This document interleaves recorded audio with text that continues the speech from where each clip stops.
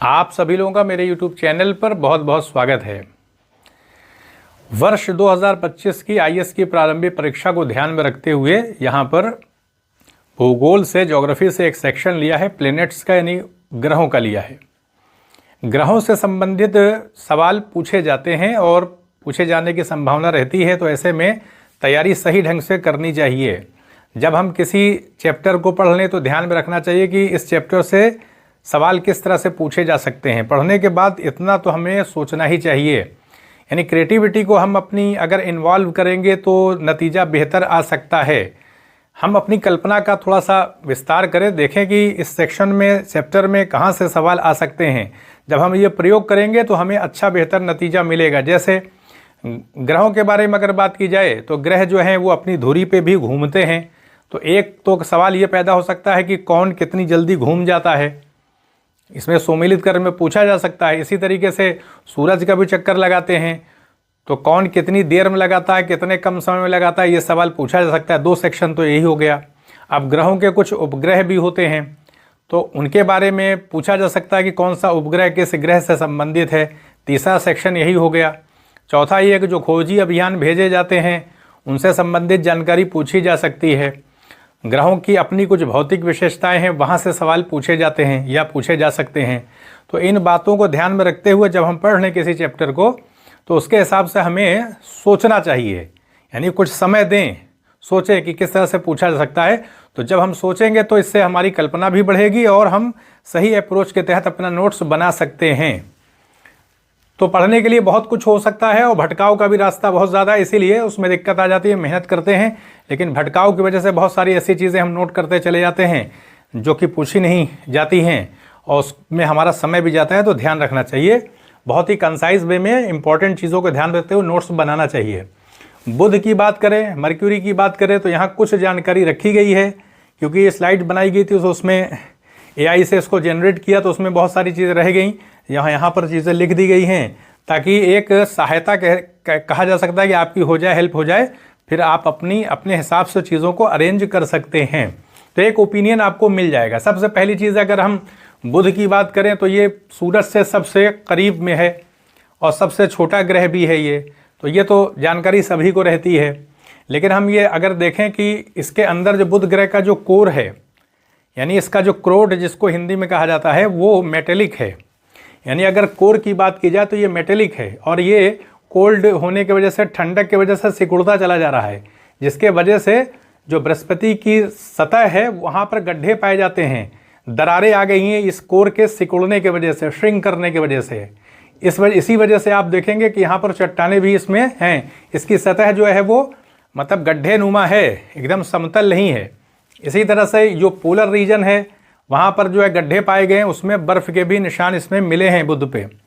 हम ये भी देखें कि बुध के बारे में अगर बात की जाए तो इसमें मैग्नेटिक फील्ड भी पाई जाती है, लेकिन वो मतलब बहुत ज़्यादा मजबूत नहीं होती, स्मॉल होती है, यानी बहुत स्मॉल लेवल पे होती, लेकिन मैग्नेटिक फील्ड होती है। इसी तरीके से अगर बात की जाए तो ये सेकेंड डेंसेस्ट प्लेनेट है ये, यानी पृथ्वी के बाद दूसरा घना ग्रह है ये बुध। तो ये जानकारी रखनी चाहिए। इसी तरीके से अगर डायमीटर देखें, क्योंकि सूरज के पास है, तो ऐसे तो बाकी जितने भी ग्रह हैं उसके बारे में अगर डायमीटर की बात की जाए तो सवाल पूछा जा सकता है। व्यास के बारे में भी अलग से बना सकते हैं एक सीरीज़ वो, लेकिन अगर बुध की बात करें तो ध्यान में रखना चाहिए 4880 किलोमीटर इसका डायमीटर है, व्यास। यानी इस बीच की बात अगर की जाए यहाँ की तो ये 4880 किलोमीटर है। इसी तरीके से अगर हम देखें तापमान की बात करें तो 427 डिग्री सेल्सियस इससे ऊपर भी चला जाता है और रात में -173 डिग्री सेल्सियस हो जाता है इसका तापमान। इसमें एटमॉस्फेयर है लेकिन थिन है, एक्सोस्फेयर पाया जाता है, उसमें नाइट्रोजन है, हाइड्रोजन है, हीलियम है, ये सारी गैसेस वहाँ पर पाई जाती हैं, क्योंकि सोलर वेव के वजह से, सौर हवाओं की वजह से इसकी सतह से वो सारी चीज़ें उड़ करके एक्सोस्फेयर में चली जाती हैं। और मैग्नेटिक फील्ड भी इसकी है, इसका टेम्परेचर भी हमने देख लिया। तो एक जानकारी हमको हो गई कि जो इसका जो यानी कोर है वो ठंडक की वजह से सिकुड़ रहा है, जिसके वजह से इसकी सतहों पर दरार आ गई है। तो ये हमने देख लिया। अब हम देखते हैं आगे चलें। देखिए शुक्र के बारे में बात करें, वीनस के बारे में, तो अगर हम ये देखें तो ये पूरब से पश्चिम की तरफ ये घूमता है, बाकी ग्रह जो हैं वो पश्चिम से पूरब की तरफ घूमते हैं, लेकिन ये शुक्र और अरुण की बात की जाए यानी यूरेनस की बात की जाए तो यूरेनस भी जो है वो पूरब से पश्चिम की दिशा में ये चक्कर लगाता है, घूमता है ये अपनी धुरी पर। तो ये हमने देख लिया। इसी तरीके से हम देखें कि इसके अगर बात की जाए एटमॉस्फेरिक प्रेशर की बात की जाए तो पृथ्वी से 92 गुना ज़्यादा है ये। इसी को भोर का तारा भी कहते हैं, सांझ का तारा यानी मॉर्निंग स्टार, इवनिंग स्टार भी शुक्र को ही कहते हैं। तो ये हमने देख लिया कि इसका जो वायुमंडलीय दाब है, जो प्रेशर है, वो लगभग 92 गुना पृथ्वी से ज़्यादा है और इसमें वीक मैग्नेटिक फील्ड पाई जाती है, कमज़ोर है। वोल्केनिक एक्टिविटी भी शुक्र पर पाई गई है। इसी तरीके से देखें, इसका तापमान सबसे गर्म ग्रह, ये गर्म ग्रह के रूप में जाना जाता है क्योंकि 96.5% इसमें कार्बन डाइऑक्साइड होती है। और इसके अंदर अगर हम देखें तो क्योंकि ग्रीन हाउस इफेक्ट इसका अनियंत्रित है, जिसके वजह से काफ़ी तापमान इसमें रहता है। तो ये हमने देखा। इसी तरीके से नाइट्रोजन और traces of sulphuric acid cloud, sulphuric acid के बादल भी इस पर पाए गए हैं। तो ये हमने देख लिया, शुक्र के बारे में एक जानकारी हमको हो गई। इसी तरीके से अगर हम मिशन की बात करें, खोजी अभियान के बारे में, तो वेनेरा है, ये सोवियत यूनियन ने भेजा था वेनेरा को, और मैगेलन है, ये नासा ने इसको भेजा था। तो ये हमने एक जानकारी इसकी रखी। फिर हम देखिए आगे चलते हैं। अर्थ के बारे में जानकारी तो हमको है ही है कि अर्थ का जो डायमीटर व्यास है वो 12,742 किलोमीटर है इक्वेटर पर। और इसी तरह देखें एटमॉस्फेयर, अगर हम देखें अर्थ का एटमॉस्फेयर कंपोज ऑफ 78% नाइट्रोजन से बना है, 21% ऑक्सीजन है।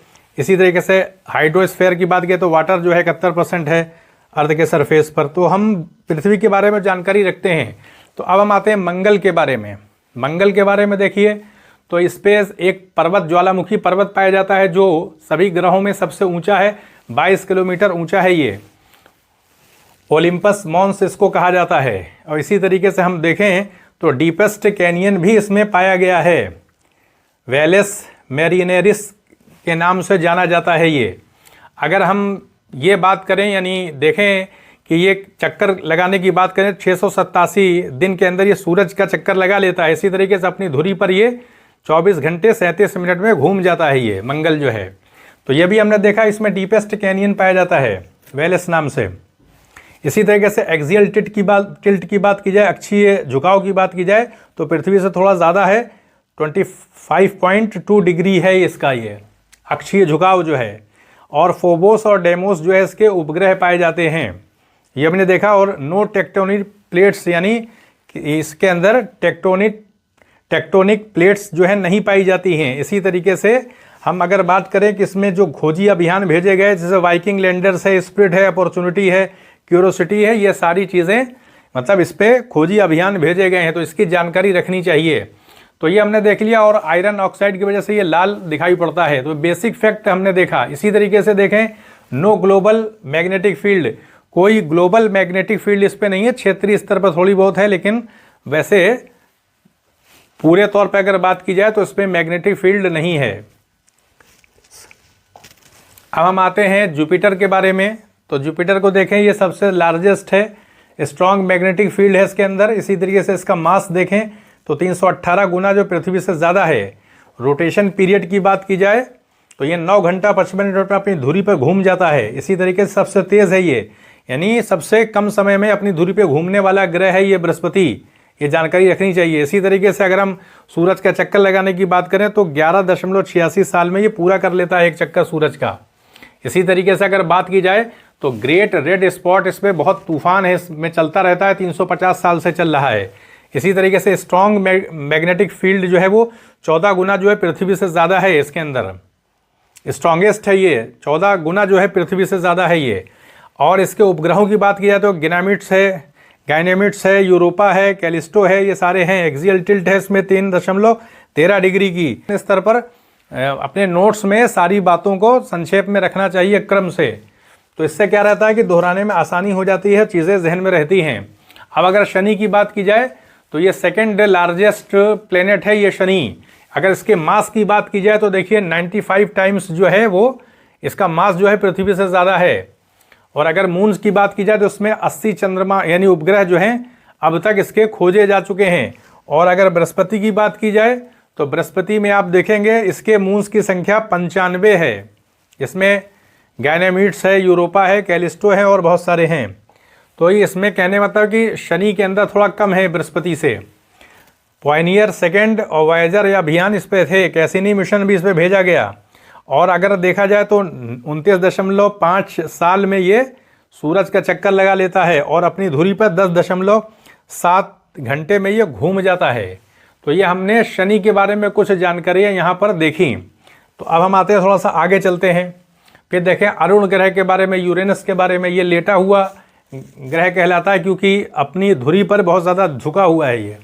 इसी तरीके से देखें इसमें 13 फेंट रिंग्स भी पाई जाती हैं और 84 साल में ये सूरज का चक्कर लगा लेता है और अपनी धुरी पर ये 17.2 घंटे में ये घूम जाता है। इसी तरीके से 27 इसके उपग्रह जो हैं अब तक खोजे जा चुके हैं। और इसमें सूर्योदय जो है पश्चिम की तरफ होता है क्योंकि ये पूरब से पश्चिम की दिशा में घूमता है, जिसके वजह से सूरज पश्चिम की दिशा में उदय होता है और पूरब की दिशा में डूब जाता है। और अगर हम देखें एटमॉस्फेयर की बात की जाए तो इसमें हाइड्रोजन 83% है, हीलियम 15% है और मीथेन की बात की जाए तो 2% है। तो ये हमने देख लिया। इसी तरीके से देखें